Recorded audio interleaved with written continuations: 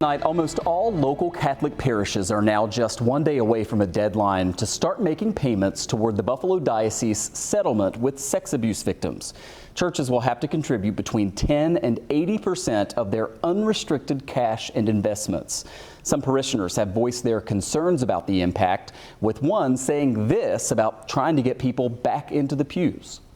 You know, the diocese is really, it's an uphill battle for them.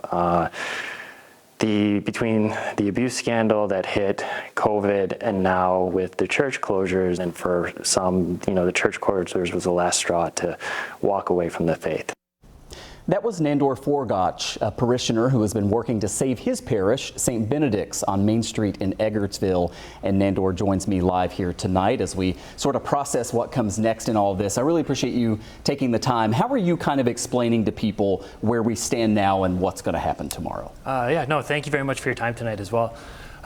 Really what we're looking at right today is, you had mentioned it earlier, we're looking at churches have to make their decisions on whether or not they're going to make their payment. And a lot of us parishioners, myself and other organizations that are out there fighting the fight to maintain the Western New York parishes that are set to close or merge, are basically advising that we do not pay because this has not been an equitable solution for what's being asked of us. We reached out to the diocese today to sort of, you know, give them a chance to give a statement. We're told we'll get something tomorrow, so we don't have anything, you know, from that side of this. Sure. But what do you think happens if, you know, the diocese says, look, churches, you have to do this, and some of the churches just say, we're not going to do it? That's a great question. I'm hoping that it'll lead to more conversation amongst the parishes and the diocese. That's my hope.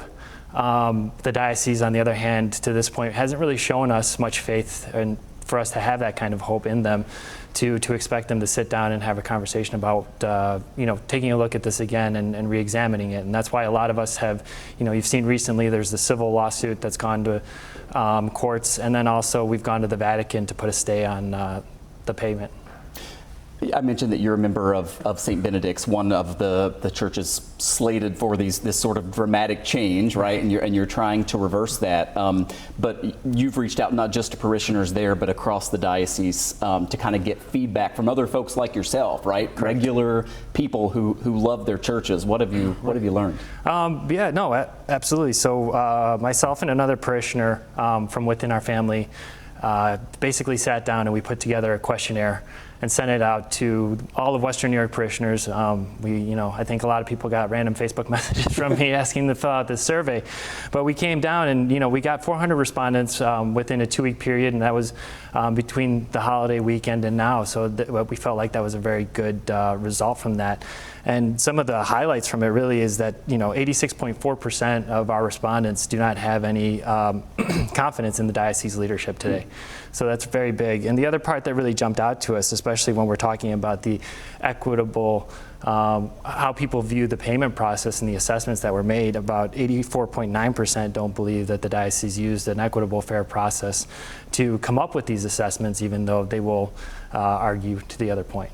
Yeah, and we're showing sort of the breakdown there. It's a dramatic difference between paying 10% and paying 80%. I have less than a minute left here. Let me end by asking, you previously told us in an interview that, you know, the focus here needs to be on bringing people back to the church. And that really helps solve the financial concerns as well, right? When you have more people and they're paying tithes and doing those things. Do you have hope that eventually happens? I do. I think this has helped really solidify the faith community. I've seen a lot of people come together, and really at the end of the day, what I want people to understand is that our faith is more than what's going on downtown. Yes, a lot of horrible things have happened, but your faith is more than the leaders, and we can change that. Really appreciate you coming in. Nandor Forgotch is a parishioner at St. Benedict's. We'll be following this closely tomorrow. Thank you so much. Thank you, Michael. Appreciate your time.